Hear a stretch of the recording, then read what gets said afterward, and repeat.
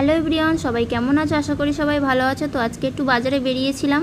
তো তোমরা দেখতে পাচ্ছ স্টেশন থেকে আমি হেঁটে আছি। তো আজকে প্রচণ্ড গরম পড়েছে, ছাতার ভেতর থেকে মনে হচ্ছে গরম আসছে, তাই একটা মাজা কিনে গলাটা ঠান্ডা করে নিলাম। তো বাজার থেকে আজকে মাছ কিনে এনেছি। তো মাছটা কীভাবে রান্না করব, তো প্রথমে কড়াইটা গরম করে নিয়েছি, তারপর সরিষার তেল ঢেলে দিলাম। তেল গরম হলে মাছগুলোকে আস্তে আস্তে ছেড়ে দেবো। মাছগুলো আগে থেকে ধোয়া কাটা ছিল, তাতে লবণ হলুদ ঝাল মাখিয়ে তো রেডি করে নিয়েছি। তো মাছটা ততক্ষণে ভাজা হবে যতক্ষণে আমার সবজি কাটবো। আজকে সবজিতে কি কি আছে তোমাদেরকে দেখাই। দেখতে পাচ্ছ এটা হচ্ছে ঝিঙে। ঝিঙে প্রথমে আমি কেটে নেব ভালো করে, আর ভালো করে ধুয়ে নিতে হবে সবজিগুলো। ঝিঙে দিয়ে আলু দিয়ে মাছটা রান্না হবে। আর তো আলুগুলোকে খুব ছোট ছোট করে কেটে নেবো, আর এই পটল কেটে নেবো ভাজা করার জন্য। মাছ ভেজে রাখা এই গরম কড়াইয়ে তেলেতে আগে থেকে কাটা পটল লবণ হলুদ মাখিয়ে রেখেছিলাম, সেগুলো আস্তে আস্তে ভেজে নেব। যতক্ষণে পটলটা ভাজা হবে ততক্ষণে আমি মশলাটা রেডি করে নেব। তো যে মাছটা আজকে রান্না করছি আমাদের এখানে সবাই তেলাপিয়া নামে চেনে। তো তোমরা এই মাছটাকে কী নামে চেনো অবশ্যই জানাবে। পটলগুলোকে খুব সুন্দর লাল লাল করে ভেজে নেব।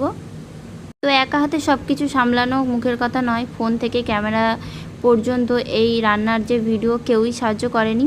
তো যাই হোক বন্ধুরা, অনেক কষ্ট করে ভিডিও বানিয়েছি। যদি কোনো জায়গায় ভুল ত্রুটি হয়ে থাকে অবশ্যই মাফ করে দেবেন। তো দেখেন আমার পটলগুলো ভাজা হয়ে গেছে। আমি এই গরম তেলে ঝিঙেগুলোকে ভালো করে ভেজে নেব। খুব বেশি ভাজবো না, হালকা করে লাল লাল করে ভেজে নেব। তো এই গরমের দিনে ঝিঙে খাওয়া খুবই ভালো, তার কারণ ঝিঙে একটা খুব ঠান্ডা সবজি। তোমরা দেখতে পাচ্ছ আমার ঝিঙেগুলো কিন্তু ভাজা হয়ে গেছে। ওই তেলে আমি আরেকটু তেল দিয়ে দেব, আর দিয়ে দেবো কাঁচা লঙ্কা। আগে থেকে কেটে রেখেছিলাম, সেই কাঁচা লঙ্কা দিয়ে দিয়েছি। কাঁচা লঙ্কা দেওয়ার পর পেঁয়াজগুলো দিয়ে দেব। তো পেঁয়াজটা যখন লাল লাল করে ভাজা হয়ে যাবে, তো তোমরা দেখতে পাচ্ছ লাল লাল করে ভাজা হয়ে গেছে। তো এতে দিয়ে দেবো আদা রসুন বাটানা, আগে থেকে থেঁতো করে রেখেছিলাম আদা রসুনটা। আর দিয়ে দেবো কয়েক কুচি টমেটো দিয়ে আর একটু নাড়াচাড়া করে সরিষার তেল দিয়ে দেব। তো সব কিছু যখন ভাজা হয়ে যাবে এতে আস্তে আস্তে মশলাগুলো দিয়ে দেব।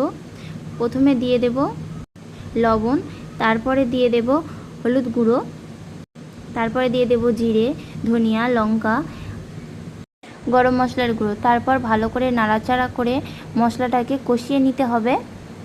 তারপরে সামান্য পরিমাণে অল্প জল অ্যাড করে দেব। জল দেওয়ার পর নাড়াচাড়া করে জলটা যখন শুকনো হয়ে যাবে, রসা রসা হয়ে যাবে, তখন কেটে রাখা সবজিগুলো আস্তে আস্তে ঢেলে দেব। তো সবজিগুলো হালকা করে নাড়াচাড়া করার পর মশলাগুলো যখন সবজির গায়ে লেগে যাবে তখন আলতো করে ঢাকা দিয়ে দেব। ঢাকনা খুলে নাড়াচাড়া করে সামান্য পরিমাণে জল দিয়ে দেবো, তার কারণ ঝিঙে থেকে আগে থেকেই জল বেরোবে। তরকারি ফুটে আসলে মাছগুলোকে দিয়ে দেবো। কিছুক্ষণ পর নামিয়ে নেব। ভালো লাগলে লাইক কমেন্ট শেয়ার করে দেবেন।